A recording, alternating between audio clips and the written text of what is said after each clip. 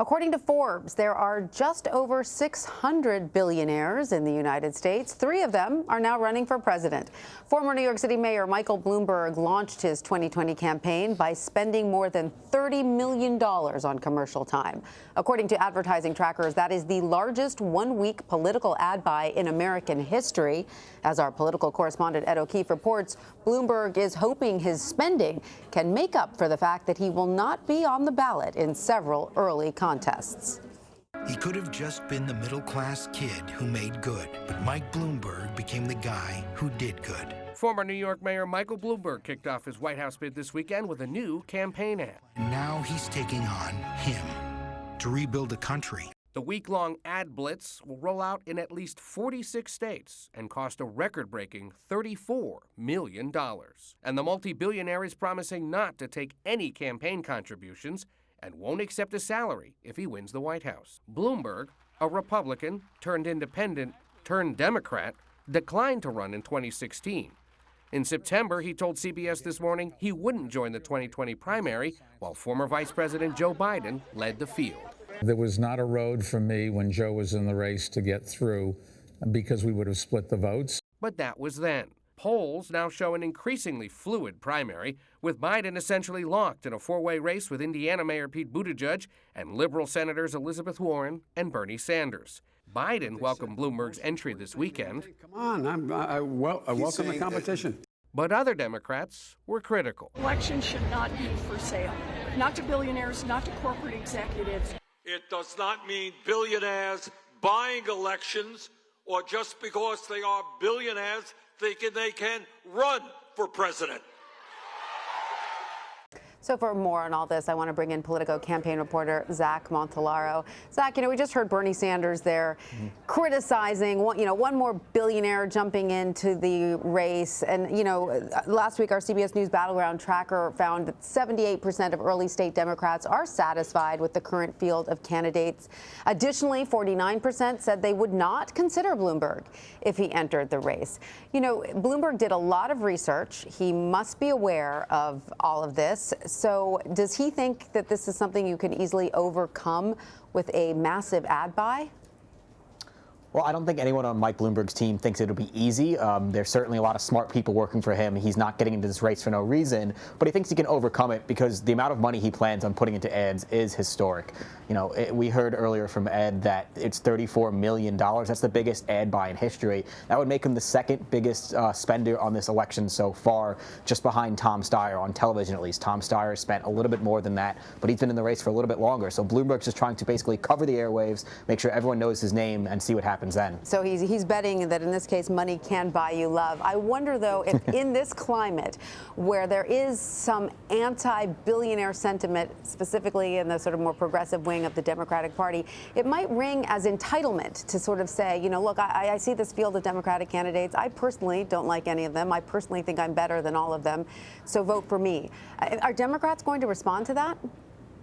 Yeah, well, like you said, most polling has shown that Democrats are largely happy with who's in the field right now. The battleground tracker, which is not just the early states, it's a lot of the Super Tuesday states where Bloomberg said he would really base his campaign. They're happy with their choices. And the people who aren't happy right now are broadly, Democratic, bigwigs, Democratic officials, donors who are worrying about the field. But people are happy with the field. If it's not somebody, if you're not a liberal who supports Bernie Sanders or Elizabeth Warren, people are happy with Joe Biden, and people are happy with Pete Buttigieg and then the lesser candidates too. So nobody's really itching for someone else to get in.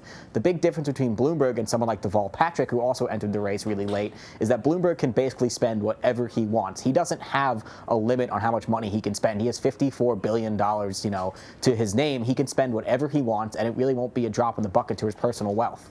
Absolutely. I know he also said, of course, that he will reject donations to his campaign. So will he be able to make a debate stage then under the DNC's current rules? Because doesn't he need to reach a threshold in donations?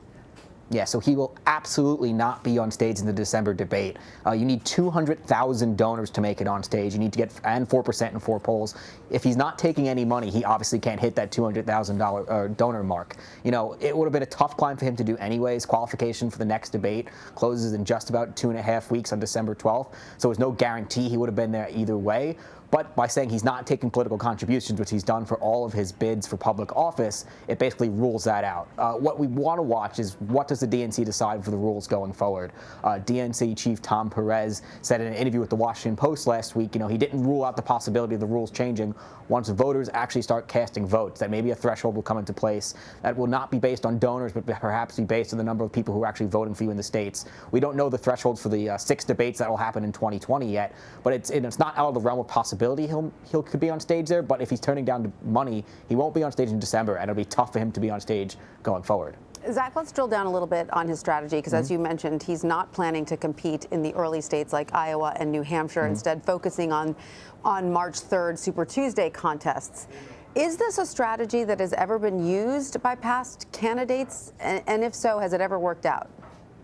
Well, in this day and age, it's really tough to do that. I think the last person to do it was Al Gore when he ran for president. Al Gore obviously was never president, and it didn't work out for Al Gore when he was running in 2000 trying to get the nomination. It's doable. The people in Bloomberg's camp like to point out that the early voting states, New Hampshire, Iowa, South Carolina, Nevada, they don't actually have all that many delegates. There's not that much up for grabs for those early voting states, and something like 40% of the delegates will be up for grabs on Super Tuesday. So the lion's share of delegates will be awarded in one fell swoop on one day. But it's kind of signaling viability. If you don't compete in New Hampshire, if you don't compete in Iowa, if you don't compete in the other early states, they winnow the field for a reason. The media pays attention to who wins these elections as some sort of level of viability. Voters pay attention to who wins in these early states as some sort of level of viability. So if you skip them all together and say, hey, I'm just going for Super Tuesday, it's not something we've seen, at least in modern day, that's been successful for any candidate. Nobody else had the resources like Michael Bloomberg does right now to be able to launch a campaign. If someone's going to do it, it's going to be Michael Bloomberg. But history is not on your side for skipping these early states. And of course, Bloomberg is also the owner of a major media conglomerate that could have, the potential of looking a little bit shady on the surface. But CBS News obtained a memo sent to Bloomberg News employees by their editor-in-chief saying, quote, "We will continue our tradition of not investigating Mike and his family and foundation, and we will extend the same policy to his rivals in the Democratic primaries." But that in itself seems a little biased, right? It's a tough situation for the very talented reporters over at Bloomberg. Bloomberg News, rather.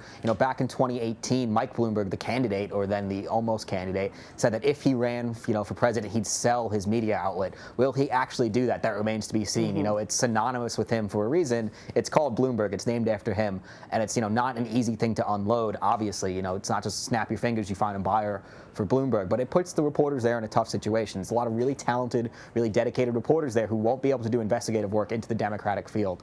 It's just a tough situation. It doesn't paint anybody in a good light, basically, to have a major, serious news outlet have to sit on the sidelines, and it doesn't benefit the public, who has to now have the lack of that talented reporters not be able to report on the field there as well. Right, and it opens them up to the same type of criticism that's often levied against Fox News, right? I mean, so if you're not able to investigate both the Democrats and the Republicans, what kind of media organization are you, right? All right, so last December, Bloomberg told an Iowa radio network he would give up control of his business if he ran for president, and here's what he said about it. The company would either go into a blind trust or I would sell it. But I think at my age, if selling it is possible, I would do that. I happen to believe in my heart of hearts, you can't be independent, and nobody's going to believe that you're independent. And quite honestly, I don't want all the reporters I'm paying to write a bad story about me. I don't want them to be independent. So you're going to have to do something. So what do you think, Zach? Does it look like Bloomberg will actually let go of his business? Yeah, I think let's see how long he's in the race. If Michael Bloomberg realizes he's not catching on, he likes to say that, his campaign is based on data and nothing else. If his campaign is not catching on, if he doesn't, get that level of support that he thinks he needs to be viable on Super Tuesday and down the road, maybe he'll, bow out of the race pretty quickly. And in that case, he probably won't sell his company. But, if he stays in the race for this long, I think you'd see the pressure on it. It's similar to the president, right? The president, or President Donald Trump, has not disentangled himself from his quite vast business empire either. And he's sitting in the Oval Office right now. And that has been a lot of consternation for a long time. I think you'd probably see something similar with Bloomberg as well. And, pressure would just ramp up for him to disconnect himself from the company that has his name. Right. All right. So pivoting away from Bloomberg for a moment, former White House press secretary Sarah Huckabee Sanders gave an interview to the New York Times about potentially running for governor of Arkansas in 2022. She told the Times she feels like she's been called to run. We know Sanders is well known, but could this be a race she could win? Oh, absolutely. You know, her father, Mike Huckabee, is a very popular governor in the state. He remains a well-known public figure. She was one of the most prominent figures in the Trump administration for a very long time. 2022 is a long way away, and she won't clear the field. There's plenty of people in Arkansas who have been, waiting for this job, and they're not going to just step aside. But she, if she chooses to run, would be a very viable candidate. The political winds could shift in, 3 years from now? Maybe the Trump brand isn't as popular then as it is now, or it could be just as popular. We still have to go through the 2020 election, but somebody like Sarah Huckabee Sanders would almost assuredly, get the support of the White House because she was a loyal soldier. She was very loyal to the Trump administration, and that can go a far way in a state as red as Arkansas. She would be a prohibitive frontrunner. Maybe not the overwhelming field clearer, but she would be up at the top if she chooses to run. So another New York Times article out today raises the idea that the president's son, Donald Trump Jr., or even daughter-in-law Laura, could run for retiring New York Congressman Peter King's seat. And a poll from a conservative group reportedly shows Laura Trump would win the Republican primary by 30 points.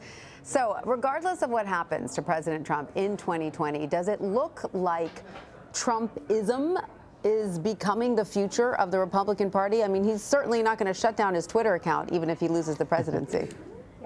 Yeah, Donald Trump is the most popular figure in the Republican Party by and large. The vast majority of Republicans in every poll say they support the president, about 90%. So the Republican Party is Trump and vice versa. Does his extended family want to run for office? Being a relatively, low member of Congress is not a particularly glamorous job. Does Donald Trump Jr., does Laura Trump want to have that job? Maybe, maybe not. It's not a particularly Trumpy seat. Long Island is kind of a battleground district. Pete King has represented that area for years and years and years. But with his retirement, Democrats hope they can play there. That doesn't mean that, a Trump-like candidate won't win. Will it be somebody in the Trump family? My hunch would be no. It's not a glamorous job. It's not a high-powered job. Donald Trump Jr. has probably a much higher position right now going out on the campaign trail. He's pretty popular fundraiser for, candidates across the country. That's probably brings him more spotlight and more power than a member of Congress would. But, wouldn't rule it out. It's not totally impossible. All right. Politico reporter Zach Montellaro, we thank you. Thank you.